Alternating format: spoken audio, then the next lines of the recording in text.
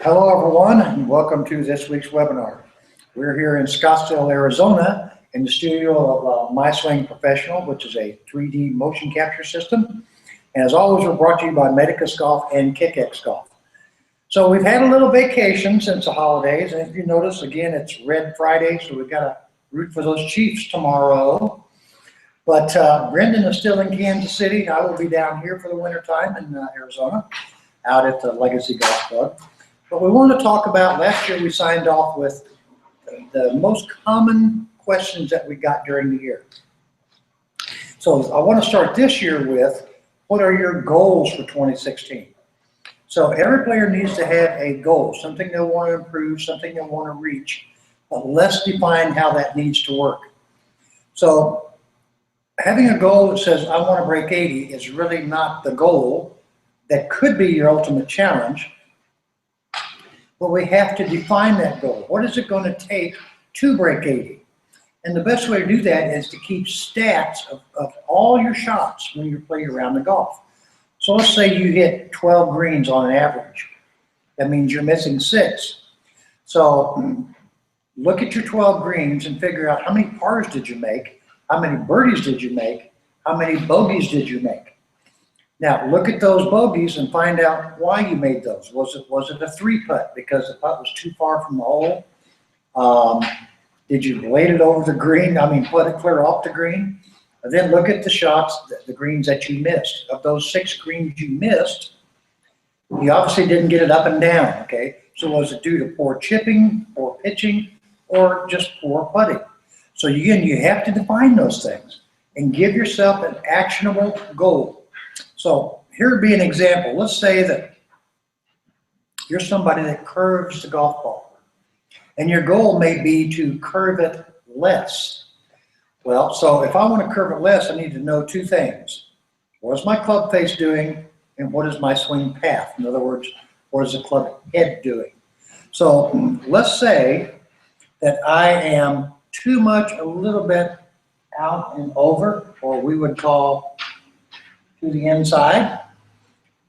Now, what happens is, we've discussed many, many times, is you have your start line, which is primarily your club face, and then the ball is going to curve away from the path. So let me grab this club real quick. And so here we go, right? We have a club path and we have a club face, and they are, right now, they are at the same angle to each other. So let's say, however, that my club path, okay, this will be the top one right here, is farther to the right than my club face is. Okay, so that's going to produce a draw. Now, if this path is widened, as you can see, this is pretty wide right now, that's going to produce more curve. This is going to produce less curve. So if you want to have less curve on your shots, you need to narrow the gap between what the club face is doing and what the swing path is doing. That's just one example. Let's say that you're not very good on your, or you could be better, let's say, on your pitch shots from 40 yards and in. Examine those pitch shots. Are they coming out too low and you have too much of a leading edge? Or are you coming down here and you're flipping under it a little bit, which is adding more trajectory than you want? Then you're not getting the roll. So work on the wedges the way we've talked about many times. And use the difference between the leading edge, the trailing edge, and the sole. Remember, using each one of those will give you a different club shaft alignment. All right, so that's the trailing edge, that's the sole, that's the leading edge. All 3 of these are going to give you different trajectories. So that means they're going to have different amounts of carry, different amounts of roll. So as you go through your plan for 2016, write down your goal, then make it definable. Okay, I want to break 80. How do I do that? Go back and look at all your stats. Then make it actionable. What I need to do to reach that number. Now, if you have any questions, put them in a sidebar. So you've already got a couple. So if you're watching, go ahead and put your questions in the sidebar. I'm going to go over here and read the first question. And the first question is from Fritz. Despite a lot of training, I still have the problem to turn quickly to gain more speed. Is there any other method than the usual ones?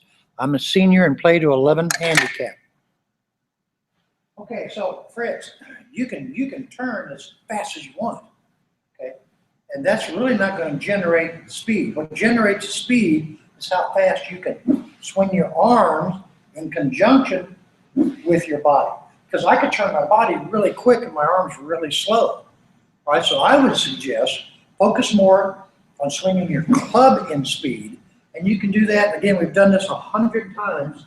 And you can look back through the webinar series and see these. So just grab your rope, get set, go to the top of the swing, let that rope set here. Now watch, I'm going to turn quick, or the rope didn't move. So what you want to do from the top is you want to plant, right? Get here, and now move the arms as fast as you can. Okay, so it is plant, swing the arms as fast as you can.